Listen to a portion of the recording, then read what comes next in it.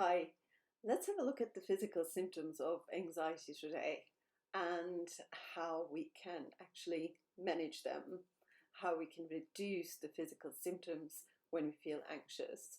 In order to do that, we can actually first have a look at how anxiety happens, how actually do we become anxious.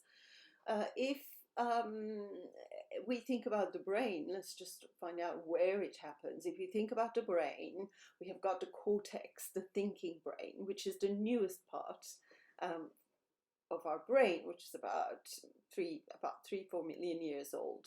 And then we've got our limbic brain, which is about 150 million years old. That is responsible for all emotions and emotional response.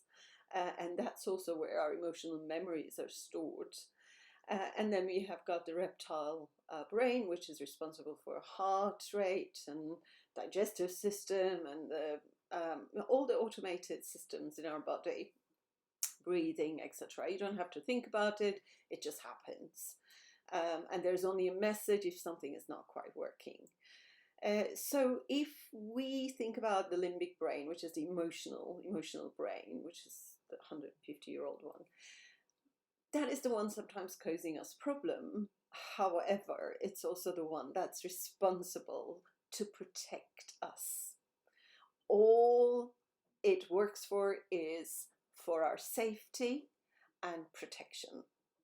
So as soon as there is threat, we are all systems go in order to fight the enemy or flight, run away as soon as we can. And in order to do that, we have to be really strong. We have to have lots of blood pumped to our muscles, and we can get tunnel vision so that everything around can be dark, but so we can focus on the enemy or the escape way. So it's all for good stuff, right? On the other hand, perceived threat can actually become problematic for our limbic brain. So if you start worrying about maybe embarrassing yourself in the presentation, or if you're worried about people are going to judge you, or if you're worried about something bad might happen in the future, that will actually activate your amygdala in the limbic system. Because it doesn't know the difference whether it's real or just a thought. It just perceives it as real threat, and then you get all these rush of adrenaline and heart rate going up, so you can pump oxygen and get oxygen and pump blood into your larger muscles, etc. And in fact, you're just sitting down. You don't need to escape anybody. So it's just so much. There's a lot going on in your body, but there isn't anything outside a real threat.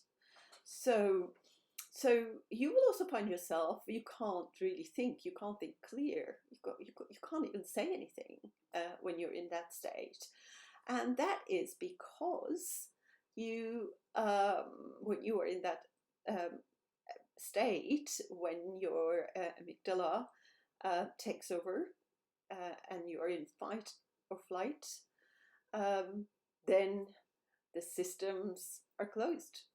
So your brain automatically closes the communication between your thinking brain, the cortex, and all other systems, because there is no time to think. The thinking part is too slow.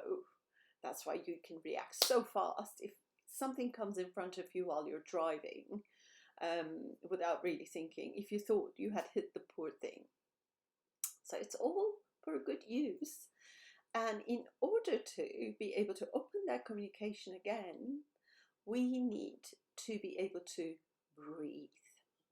So that breathing is actually just being able to calm yourself down and open the communication to the thinking brain to be able to calm yourself down again.